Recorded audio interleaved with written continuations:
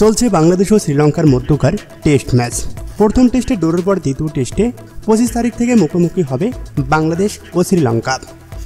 তারপর 3 ম্যাচের ওয়ানডে সিরিজের প্রথম ম্যাচে 2 জুন মুখোমুখি হবে দু দল।